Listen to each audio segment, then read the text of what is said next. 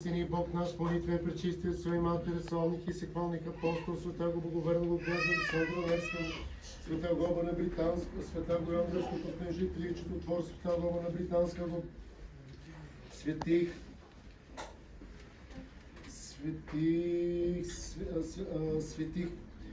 отцов Седмо Вселенского събора, мъченика Назария, Гервасия, Портасия, Келсия, мъченица Силвани, презвитера, преподобни, Параскеви, Петки, Терновская, Балканская, днес написано, сегодня написано, здесь написано Сербская, но серби читава, что это сербская святиня, в Българии, что българская, румыни, что румынская, потому что она ее нощи стоят там. Македонцы считают, что она македонская.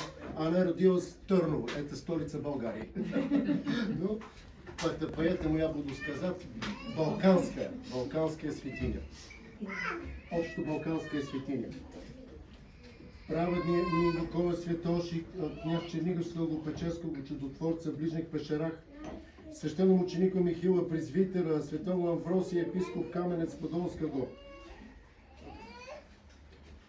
светих и праведник Бога Отец Йохиме Яни, святаго Иоанна, архиепископа Иоанна Златоустого и всех светих помилуйте и спасет нас. Яко благ и человек любец.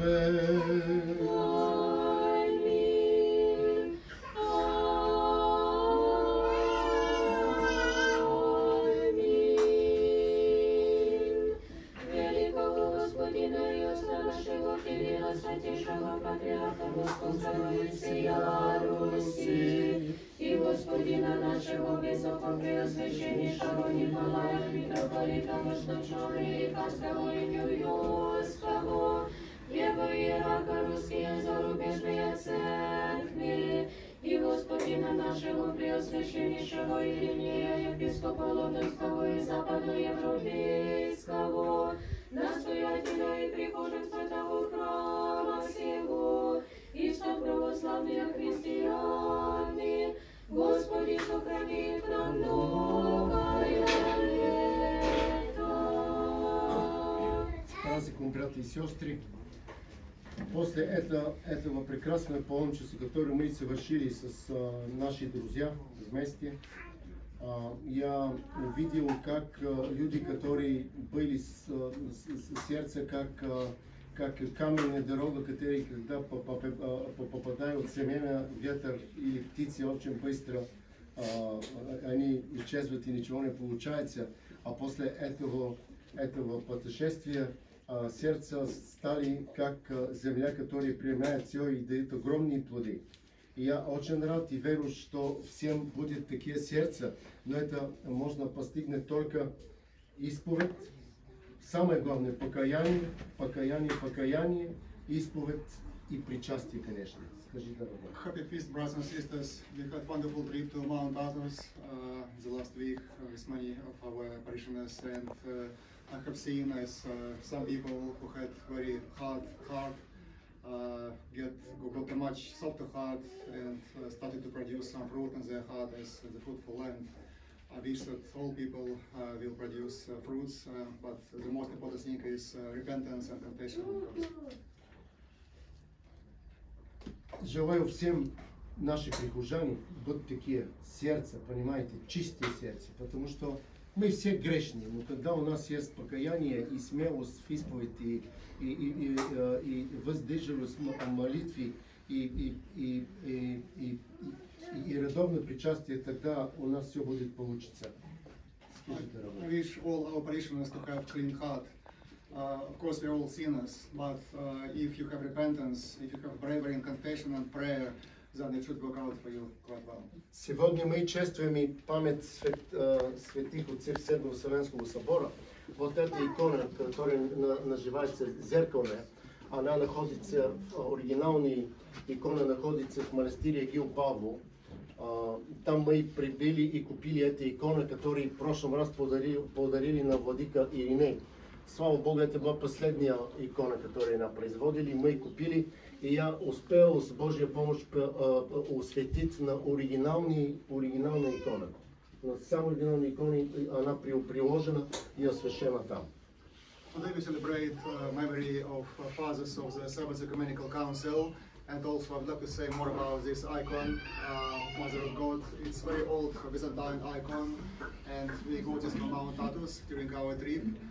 Last time we already had this icon, but we gave this to our bishop as a gift, our Vladika, and this time we managed to get it back, and we also blessed this icon with the original icon, which is in the monastery of St.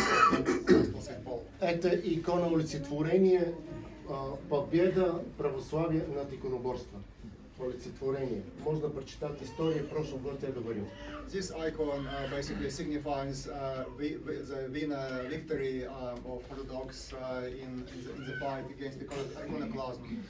Because there was a time when there was fighting against icons, and this particular icon was hidden behind some mirror by Empress Theodora, and then this icon survived this iconoclasm. Then there was some fire in the place where it was hidden, and then everything was basically burned except this icon, but it has some traces, so that's why it might have some like spots which come from fire. It has very rich history, maybe you can read about this if you want. А я тебе сказал, он говорил 3 раза больше. Но... мы прибили в монастыре Каракау. Там наши парни, все мы помогали на наливки, на маслины. Это очень тяжелый труд, это было благословение. Мы с Сергеем слишком мало, и другие парни были на другие места, но Юлий, Динка, кто был, Алан, Табаяс был, Крис был, они остали там и работали. Да, также и там купили эту икону, которая чудотворная икона, находится как главная икона на монастырь святой, в храме посвящен на святой Павлу и Петра. Мы взяли эту икону, молитесь ее тоже.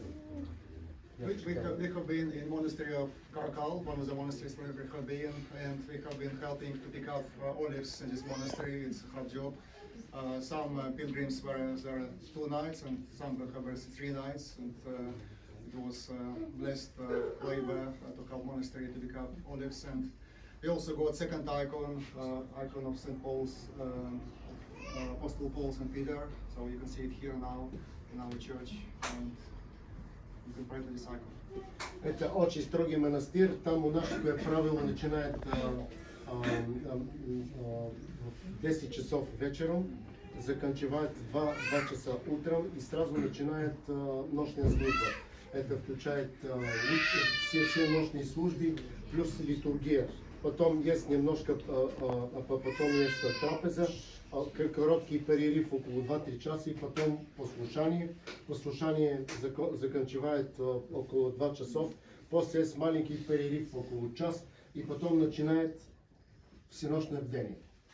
3 часа после обеда заканчивает около 6. Это вечернее, не всеночное бдение. Потом трапеза, немножко время, другие молитвы и тогда монастырь закрывается в 7 часов вечера. И все должны идти спать. Это строгий монастырь, они очень сильно молятся. Этот монастырь восстановлен благодарение монахи от братства старца Ефрема Аризонского. This monastery has very strict rules. The night service starts about 2 a.m. during the night. It's like according to our time. Of course, they use Byzantine time, but it starts about 2 a.m. and it's until 6 a.m. every night. And it's includes liturgy as well. Then there is some breakfast, and then after some small break, there is obedience for many monks and for all monks and for people who help there as well. And then in the evening, there is evening service, which has 2 parts: before lunch and after lunch. And then after lunch, maybe it will finish about 6-7 o'clock in the evening, and then you have a small break, and then you are supposed to sleep because 2 a.m. will start another service during the night. Another service of 10 o'clock начинает монашеское правило. And 10 o'clock they also have a monastic rule where monks are supposed to pray as well, so they sleep even less than people who try to volunteer their help. За все в это паломничество вы можно прочитать в нашем сайте, будет опубликовано, наверное, в следующей неделе. Завтра или послезавтра, да? We'll publish a story of this pilgrimage on our site, and it will be also published on the diocesan site as well. Maybe sometime next week. Христос воскресе!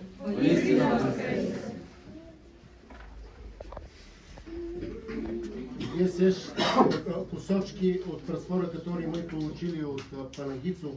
Это просфора испечена в монастырь Симона Петра. Маленький кусочек от там. Благослови Господа на всякое время, и похвала Его гости Твоих. О Господи, поклонится душа моя, да услышат глазы и возвеселятся.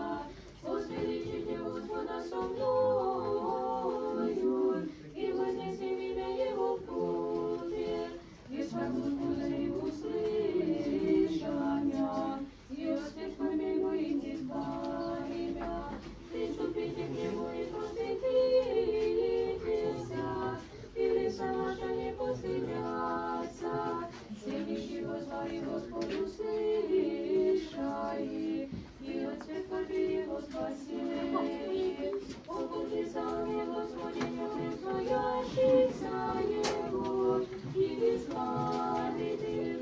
Посвятите, видите, яко благ Господь, Владе Божий же уповай знай.